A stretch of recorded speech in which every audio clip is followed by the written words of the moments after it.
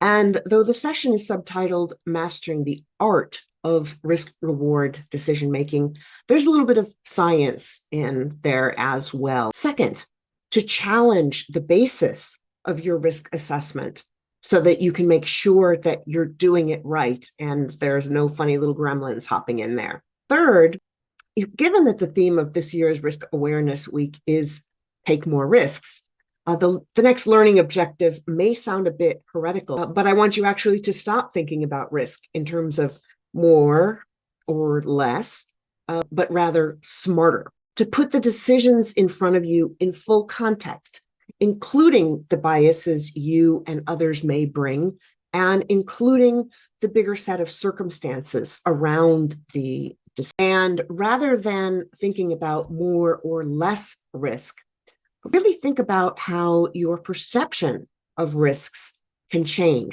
So the very act of perceiving a risk changes the likelihood that it will turn out well or not so much. Are you really talking about a danger or an opportunity or a combination? Does pursuing an opportunity present certain dangers that you want to be sure to avoid? And are you using qualitative or quantitative measures to talk about the amount of risk at hand, but also the reward that you are considering? Because those really affect how much faith you put in the measures and the assessments that you do. So you have to be very, very careful when you're only looking at the potential good and benefit to you, because that might be skewing your awareness of risk. And then the fourth is behavior and response. And this is something that doesn't get nearly enough attention in risk management. I get asked all the time about identifying risks. But once people have identified a list of risks, they tend to be okay with having checked that box and moving on. The sooner you perceive a risk and the more you prepare for the possibility of the less optimal outcome happening and work to mitigate unwanted outcomes, the less likely things are to spin out of control. In terms of a risk fingerprint, it's your personality and your risk type. Both how calm or anxious you are when dealing with risks. Second, your real fingerprint, if you cut it or burn it, there'll be a scar or a mark left behind that changes it. And so in terms of a risk fingerprint, there are lived experiences that change you.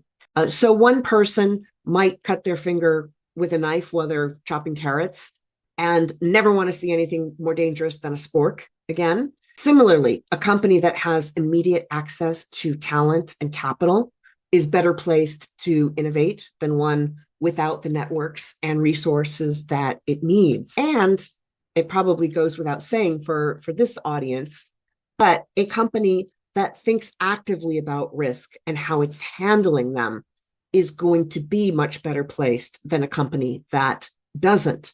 And finally, it's worth keeping in mind that there's a relationship between the reward and the risk themselves. And that's very, very important, because if you see a huge potential gain, as a lot of companies do right now, for example, with artificial intelligence and generative AI in particular, they probably are not going to be thinking as much about the risks as they probably ought to be. And there's also some data showing that overconfidence, over optimism can lead you to take risks that you probably shouldn't.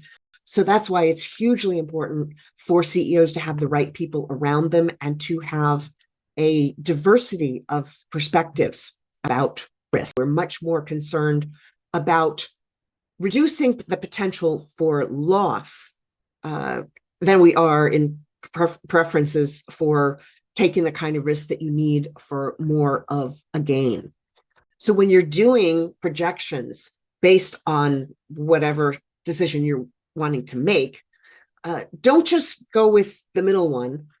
Think about at least 3 different scenarios and really stretch. If you want to learn about more of some of these ideas, they are discussed in both the Gray Rhino and You Are What You Risk.